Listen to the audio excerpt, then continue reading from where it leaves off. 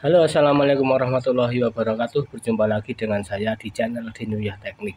Kali ini saya akan melakukan percobaan setelah kemarin dilakukan perbaikan.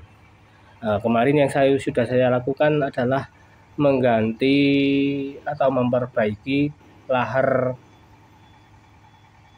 miling yang ada pulinya itu ya, yang besar yang paling bawah sendiri. Ini sudah saya ganti. Saya perbaiki, laharnya masih ori bawaan dari pabrik, jadi dari baru belum pernah diganti. Kemudian kemarin macet, setelah saya buka ternyata banyak kotorannya, banyak debu serta stempetnya kering. Jadi cuma saya buka, kemudian saya kasih stempet baru dan dibersihkan. Seperti ini kondisinya sebelum saya perbaiki. Miling macet parah serta hasil berasnya pun kurang memuaskan. Untuk yang ingin tahu bagaimana saya melakukan perbaikannya, link saya cantumkan di deskripsi. Selanjutnya, selain saya melakukan penggantian lahar miling, saya juga melancarkan kembali aliran angin dari blower yang menuju ke miling. Blower ini menghasilkan angin, kemudian jalurnya saya betulkan di sini. Setelah dilakukan pemeriksaan, ternyata banyak mengalami sumbatan di jalurnya, sehingga menyebabkan beras tidak bisa putih sempurna. Banyak debu, selain debu juga menjadi sarang tikus. Tikus yang mungkin satu koloni ya, satu peranaan ini tinggal di jalur angin ini. Dan sekarang kita akan lakukan penggilingan langsung. Kita lakukan penggilingan setelah perbaikan dan kita lihat langsung seperti apa hasilnya.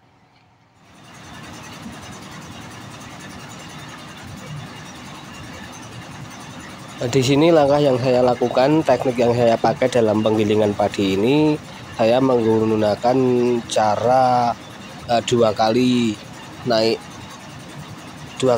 pembilasan ya. Yang pertama kita pembilasan dari nol, benar-benar masih dari berupa gabah.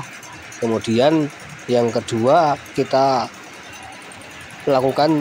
naikkan lagi atau untuk pembilasan mas yang berupa beras. Ini penampakannya untuk penggilingan tahap pertama. Alirannya cukup deras seperti yang terlihat pada video.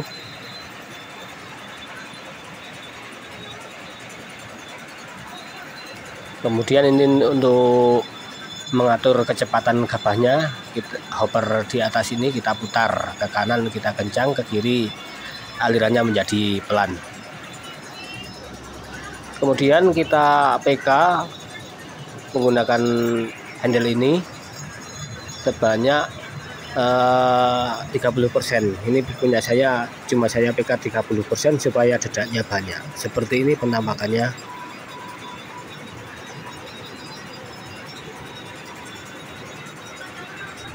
Masih banyak yang berupa gabah, jadi tidak semuanya terkelupas.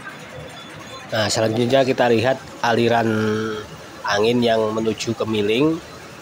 Kita bisa lihat dari keluaran dedaknya sangat deras sekali ya.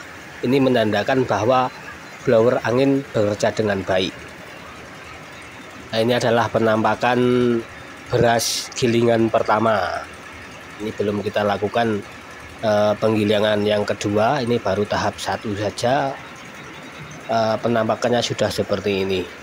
Sebenarnya untuk mesin Satake ini bisa digunakan untuk menggiling padi sebanyak 1 kali saja. Tapi karena saya masih kurang puas, maka saya lakukan penggilingan 2 kali. Ini penampakan katulnya lumayan cukup halus.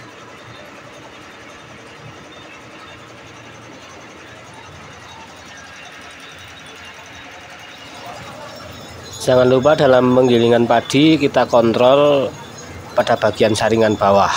Ini fungsinya adalah untuk menyaring kotoran-kotoran seperti ini. Apabila masuk ke ruang miling, ini bisa mempersingkat atau memperpendek umur sarangan.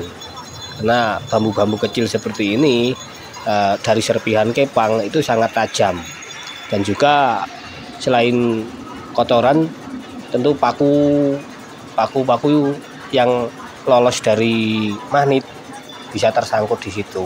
Kita mengontrolnya dari saringan tersebut.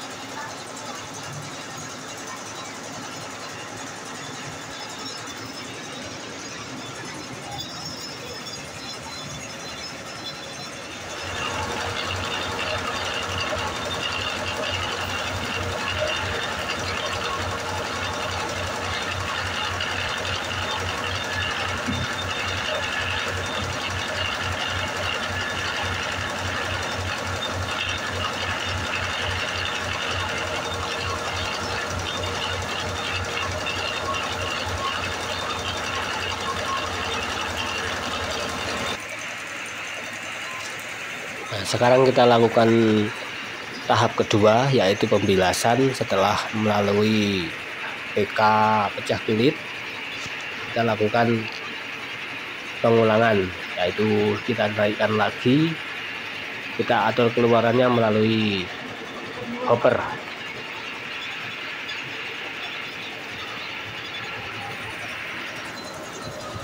Pada tahap kedua ini jangan lupa kendorkan setelan roll supaya berasnya tidak patah-patah, juga rollnya pun bisa awet.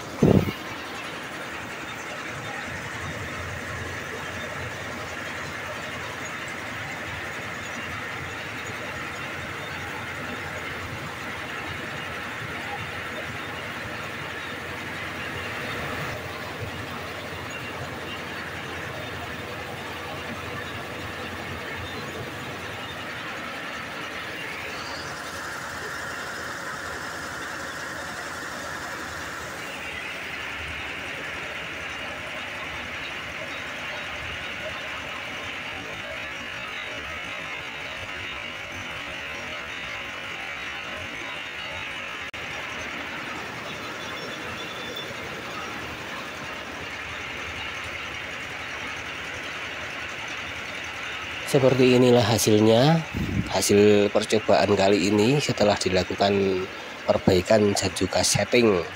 Ini juga tentunya hasilnya sudah lebih baik dari yang kemarin, cukup memuaskan, dan berasnya pun tampak utuh, tidak banyak yang patah, dan juga putih dan bersih. Sebagai catatan saja bahwa untuk mendapatkan hasil yang terbaik harus didukung dengan alat yang baik juga, serta setting yang pas juga. Maka dari itu pengontrolan alat penggilingan ini perlu dilakukan berkala. Selain itu, untuk mendapatkan hasil yang bagus, dari kualitas bahan pun sangat menentukan dan menjadi syarat mutlak untuk mendapatkan hasil yang terbaik. Usahakan gabahnya tidak kopong, serta ditangani dengan tepat pada saat penjemuran hingga kadar airnya rendah. Nah, ini adalah contoh ketika alat yang dengan setting yang tepat serta penanganan yang tepat juga, hasilnya seperti ini. Oke, mungkin konten kali ini sampai di sini saja. Sampai berjumpa di lain waktu dan semoga bermanfaat.